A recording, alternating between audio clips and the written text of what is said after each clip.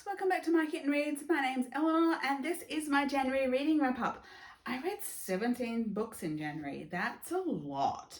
Some of them were quite short, but still 17 books is a lot. I had a really good reading month. So this might be a bit of a longer video than usual, particularly because I've been using my reading planner and I took notes on stuff. Wow, I know, right?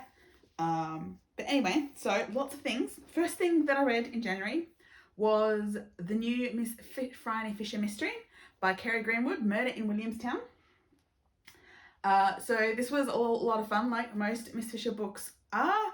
So in this, there's a whole bunch of different storylines going on. So Miss Fisher gets threatening letters and asks her adoptive son, Tinker, to help her figure out what's going on. Dot's worried about Sergeant Collins, who's not been around much, even though they're engaged.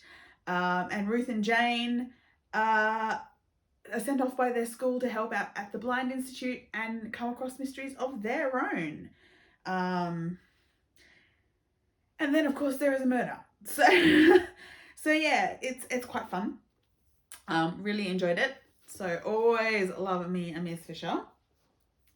Then the next thing I finished off, let me just double check. See, I so enjoyed the new Miss Fisher that then I decided I wanted to read more Kerry Greenwood. And I was off work. And so I decided to start her Karina Chapman series of mysteries, which I've never read before. And then I promptly read like all 7 of them in about 4 or 5 days. Yeah, that was a thing. So I think there's 7 of them. So they were Earthly Delights, Heavenly Pleasures, Devil's Food, Trick or Treat, Forbidden Fruit, Cooking the Books, and The Spotted Dog.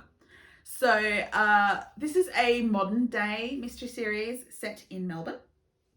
And the protagonist, Karina, is a baker. She bakes bread. And she's constantly saying, the start of these books are a little bit formulaic. It actually reminded me a lot of The Babysitter's Club.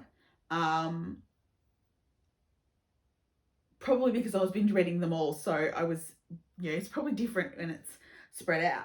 But, so Karina was like, she doesn't have to have a shop front, but she does because it's fun. But most of her bread goes to restaurants and all that kind of stuff. Anyway, she lives and works in this building, which the conceit is that the architect was really into the Roman world and so basically themed the building on the Roman world. They've got Roman architecture, inspired architecture. All the apartments are named after inspiration from Roman mythology, with oddly appropriate people living in them. And so there's Karina, and one of the other shop owners and residents is the Wiccan that runs the magic shop, and there's like a Greek food stall, and there's like an IT crew, and there's a couple of aspiring actresses that live in one of Daddy's apartments, and there's a professor up the top, and there's cats, and this whole thing goes on, and then mysteries start happening to her. So, and let me see if I can, there are notes, so let's see. So in Earthly Delights, which is the first one, okay, so I've already discussed the notes, but essentially she finds there's like a heroin drug problem thing happening, and so she finds like a dead body on her doorstep, I think, or maybe it's just an overdose and they call the ambulance and stuff, and then she meets her apprentice eventually, which is an ex-heroin addict teenager who can make really good muffins, and she meets her new boyfriend who's like an Israeli ex-soldier who runs around as a private detective and helps out with like charity stuff, and yeah, so there's a whole thing about, and her ex-husband is sort of involved in trying to convince people to leave so that they can redevelop and all this stuff. So Heavenly Pleasures involves the chocolate shop down the way and the chocolates being tampered with. Also kittens, turn up and there's a hostage situation.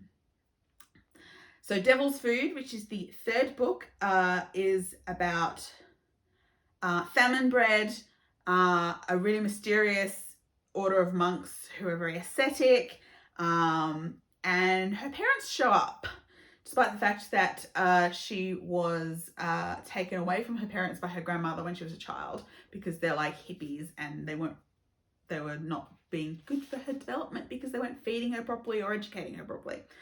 And she didn't have like shoes. So yeah. Trick or Treat is more about Wicca and treasure and valuables stolen by Nazis. Forbidden Fruit, I can't actually remember what Forbidden Fruit was about because I apparently didn't write notes. It's been a while. Cooking the Books was a sort of helping out an old school friend's catering company, and so I was exploring the world of catering. And The Spotted Dog is about PTSD and gangs, and someone keeps trying to burgle the building. So yeah, that's a whole thing. That was the Karina Chapman series. Really enjoyed those. There were some bits about it which were like, particularly because she's started writing them in like 2003, 2004, and the most recent one is like 2018, 2019. And although they're all supposed to happen one after the other, the technology from the first one compared to the most recent one, really noticeable. That yeah, the timeline doesn't quite make sense. Anyway, so the next thing I then read was I finished my reread of Binti, The Night Masquerade by Nydia Okorafor. So this is the third and final one of the Binti books. And I actually understood this a lot better than I did when I first read it. I don't know what was happening when I first read it, but I got very confused and I only remembered a very specific part of it. But it's about war, it's about life, it's about hope. Yeah, and it's a really good book. Really good book. So really enjoyed rereading that, and I think I understand it better than I used to. Then I finished reading Uncanny Magazine issue 14, and if you'll excuse my flipping of pages, I took notes. Totally took notes. There were a lot of stories that I actually liked in issue 47. So there was one called Family Cooking by Anna Maria Curtis, which was about cooking magic and craft magic, and the way that your own feelings, your own buried feelings could affect your magic, and you might have to confront those feelings in order to be able to do the magic properly. The second issue that I really liked in story that I really liked in issue 47 was The Lighthouse Out by the Other Sea by Juliet Kemp, which was like a space story with a lighthouse keeper who was keeping watch over some sort of galactic phenomenon where people would come and like try and surf it 4 times a year, but there was a fairly high percentage of people who would die doing so, and this new person came along and intrigued the lighthouse keeper, who was there for solitude, because they didn't seem like they wanted to be there and wanted to be doing the surfing. And it turns out that it was because it was the sister's trip and the sister passed away. So this new person had come along to do it, but actually just wanted to do research. And so it was sort of about grief and about deciding to follow your own path. So that was great. Then there was Blessed Are the Healers by K.S. Walker, which was sort of a really short one about a mother whose daughter was turning into a religious figure, and there was nothing she could do, but like it was not just turning into a religious figure, it was literal transformation into a statue basically, and the mother's grief and pain about something that she just couldn't stop and that her daughter wanted, but yeah, the mother just couldn't understand. So that was great. And I think there was more. Yes, there was Bramblewild by Jordan Taylor, which is a really, really fun story about a fae living in a village, and these three mothers who want their daughters to marry make a deal with the fae, but the daughters and the fae then outwit said mothers because the daughters didn't want to get married. So, and so that was fun. And then there were also a few essays that I really liked in this one as well. One about solitary fandom, one about wonderful things seen in fandom, and one in the defense of the to be read pile by Jim C. Hines, which I quite enjoyed.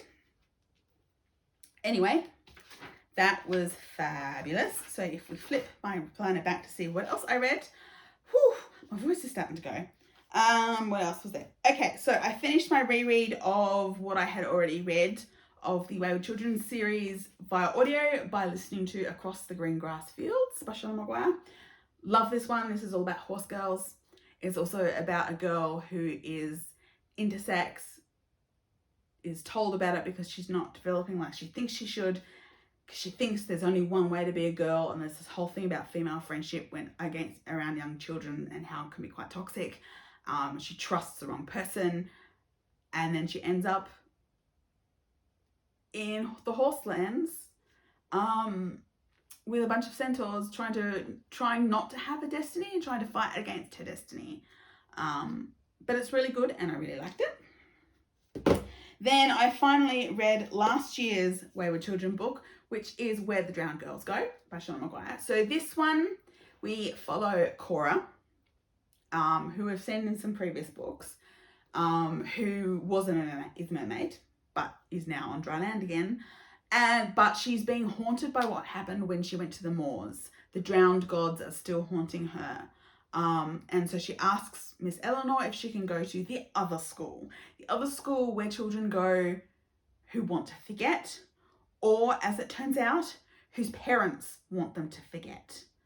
And it's not a very nice place.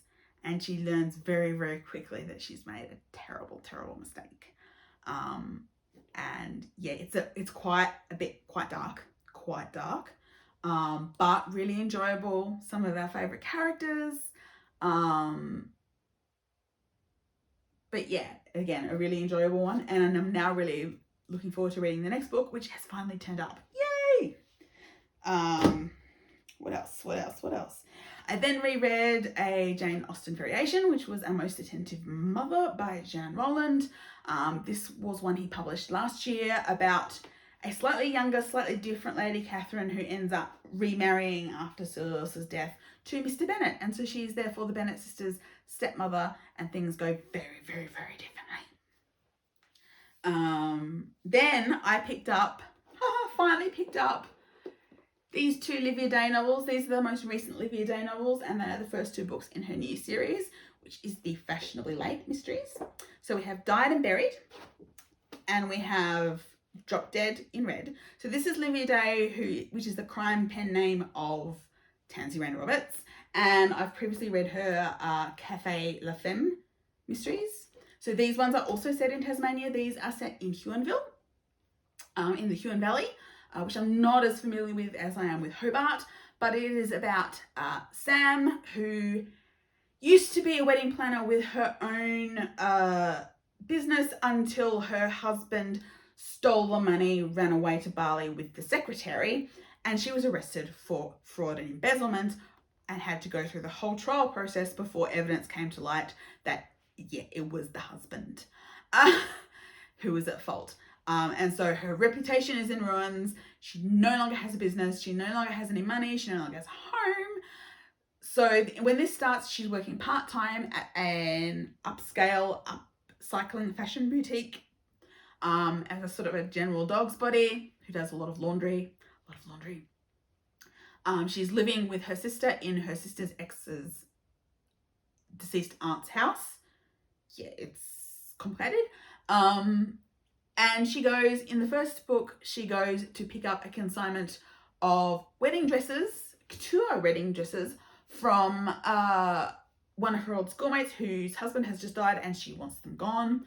Only to find out that they weren't the husbands to sell, and now there's a magazine who had booked to use those wedding gowns for a photo shoot looking for them, but she's already dyed them different colours, mostly green, to use as prom dresses, and then things go even weirder. So that was very funny, loved it a lot. The second one, she and one of her co-workers have just created a